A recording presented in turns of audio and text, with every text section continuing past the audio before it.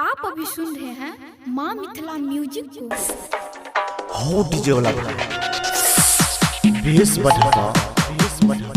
छौरी के ढोरी जलसा लगावा सुभाष दीवाना के गाना लगावा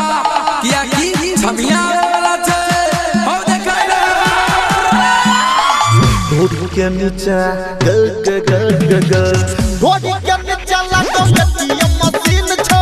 ढोरी के नीचे लगो एटीएम मशीन छो एगो ढुकाबे एगो निकाले एगो ढुकाबे एगो निकाले केहू करे तो तोहरे शौकीन छो ढोरी के नीचे ढोरी के नीचे लगो एटीएम मशीन छो ढोरी के नीचे लगो एटीएम मशीन छो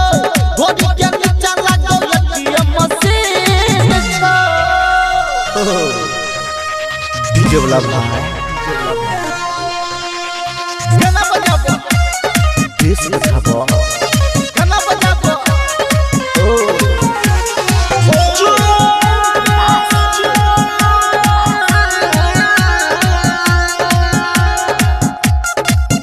अर्जेंट बाय विकास फिल्म्स। छौरा जपन क्या सब घूमै छौ पीछे एगो ऊपर ढालो ढालो एगो नीचे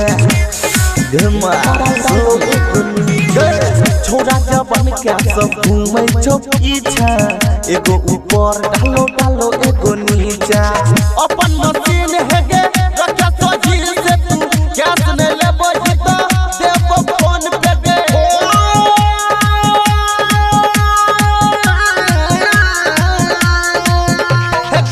अपन मशीन है गे रखा सोझी से तू गैस ने लेबो हिता देबो फोन पे गे तोहर जवानी पूरा मस्त मस्त छो ढोरी के नीचे ढोरी के नीचे लगो एटीएम मशीन छो ढोरी के नीचे लगो एटीएम मशीन छो ढोरी के नीचे लगो एटीएम मशीन छो urgent by Vikas films.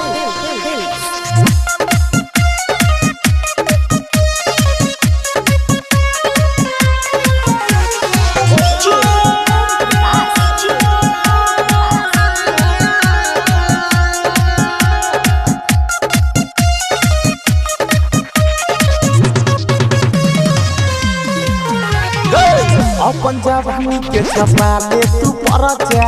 UP Bihar में चलै छो चरचा गेमा चलै छो चरचा अपन दुकान के छपा ले तू परचा यूपी बिहार में चलै छो चरचा ऊपर से नीचे पूरा आइटम बवाल लागो केकरा के देबो हिगे हमरा न मन भाबो